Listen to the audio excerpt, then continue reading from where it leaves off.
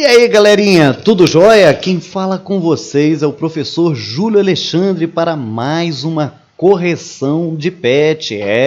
Mas antes da nossa explicação e da nossa correção, eu gostaria de saber de você o seguinte: você já se inscreveu no nosso canal? Já compartilhou com os outros colegas? Olha, isso é muito importante para a gente, ajuda no nosso conteúdo, nos incentiva a produzir mais, afinal de contas, tá ajudando, não tá? Você está se beneficiando, se está sendo bom para você, faça que seja bom para mim também, e faça que seja bom também para outros colegas do sétimo, do oitavo, do nono e também do sexto ano.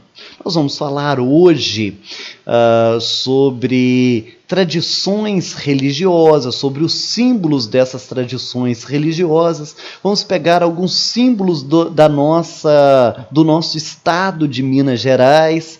A aula hoje é muito boa. Vamos para ela? Pois muito bem. Você conhece símbolos religiosos? Nós podemos ter vários símbolos religiosos.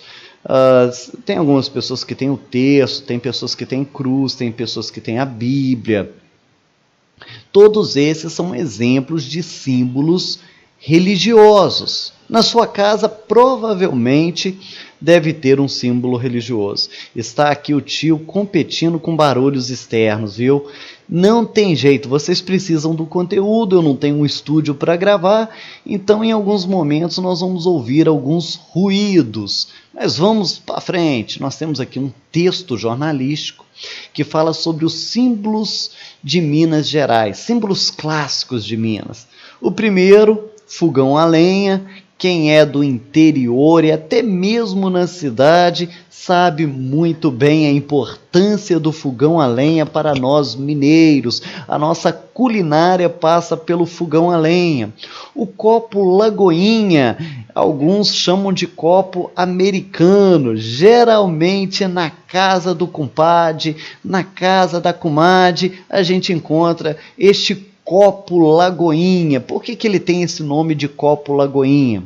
Porque se faz referência a um bairro boêmio da cidade e pode ser encontrado, ele se encontra muito em bares e botecos.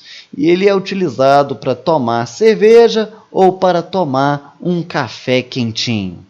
Namoradeira é aquela boneca, um tipo de artesanato, não é bem uma boneca, não é bem uma estátua, ela fica assim apoiada nas janelas e elas têm esse nome de namoradeira. No texto diz que é uma peça de artesanato típico que enfeita janelas de casarões, fazendas e estabelecimentos em Minas. A gente, vez por outra, a gente passa e a gente sempre acha também uma namoradeira. O oratório é um nicho ou um altar muito comum na casa de pessoas mais devotas, com imagens de santos de que as famílias, do santo que a família é devota. O sino, as igrejas mineiras, principalmente as igrejas católicas, elas têm um sino que marca o horário da missa e dos eventos religiosos. Tacho de cobre. Quem aí não conhece o tacho de cobre? Eu, na minha região, tem muito aqueles tachos que fazem aqueles doces deliciosos. Caneca esmaltada, caneca de esmalte. Tomar um cafezinho na caneca de esmalte, parece que o café tem até um sabor diferenciado, não é verdade? Ou se não, para você ir com aquela canequinha lá no curral para você tomar o leitinho ao pé da vaca. Viola caipira, também conhecida como a viola sertaneja, que é muito usado nas serestas e nas rodas de viola. O barril de cachaça, que também é famoso nas terras mineiras, que tem muitos alambiques.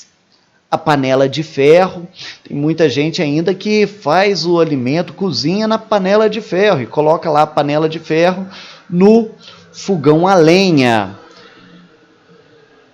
Vamos esperar o caminhão passar para falarmos do estandarte, que é utilizado nas festas populares e religiosas. As pessoas elas andam até na rua ali carregando em algumas hastes esses estandartes. O queijo, quem é que não conhece o queijo, né? Uma das principais iguarias do nosso estado, assim como o doce de leite na palha. Ele é embalado na palha do milho e é muito comum nas cidades do interior, assim como a goiabada cascão e o pão de queijo. Pois muito bem, nós temos aqui alguns exemplos de símbolos, e aí de todos esses que nós falamos, qual deles que você tem no seu dia a dia? Com quais que você convive? A pergunta agora, ela é pessoal. Eu coloquei aqui alguns que fogão a lenha, namoradeira, sino, tacho de cobre, caneca esmaltada, panela de ferro, queijo, goiabada cascão. Isso é muito comum para mim que moro no interior. E para você? Aí vai de cidade para cidade, de cultura para cultura, de região para região. Você vai colocar quais daqueles símbolos que nós falamos que estão presentes no seu dia a dia. A reportagem ela menciona 3 símbolos religiosos. Quais são eles? O oratório, o sino e o estandarte. Você conhece? Eles fazem parte do seu cotidiano? Em quais aspectos? Você vai explicar. A resposta também é pessoal, gente. Olha só. Eu disse que conheço, mas eles não fazem parte do meu cotidiano. Por quê? Porque são símbolos presentes na tradição católica. Então, se você é uma pessoa católica, provavelmente estes símbolos, o oratório, o sino e o estandarte é algo comum para você. Às vezes você tem na sua casa um oratório. Na igreja que você frequenta tem o sino, que marca a hora da missa lá, você ouve o badalar do sino. Aí naquela festividade religiosa, às vezes você já até andou com o estandarte. Tá certo? Para mim, não faz parte do meu cotidiano. Se na sua faz, então você vai ter que explicar em quais aspectos.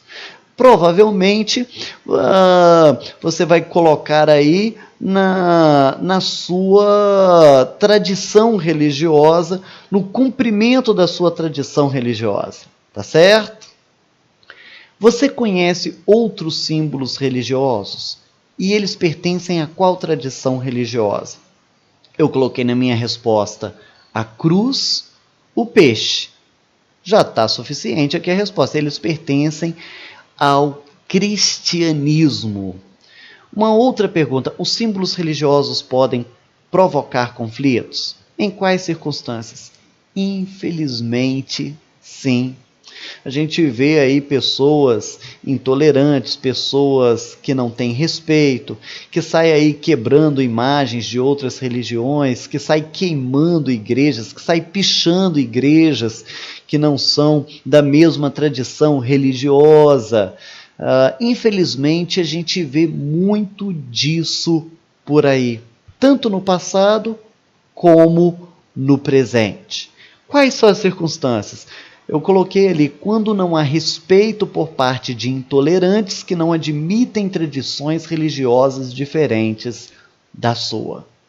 Número 5 é o seguinte, um convite. Escreva uma manchete jornalística usando a criatividade para informar que membros de tradições religiosas se uniram pelo fim da pandemia. O que você escreveria? Não existe uma resposta correta, é a sua manchete. Aqui eu só dei uma sugestão. Católicos e evangélicos oram juntos pela intervenção divina. Aí um exemplo. Depois na matéria você explicar direitinho qual é a intervenção divina, como que foi essa oração, tá certo? Pois muito bem, essas são as nossas atividades da semana de número 3. Nos encontramos para as correções de português e das demais matérias. Até mais!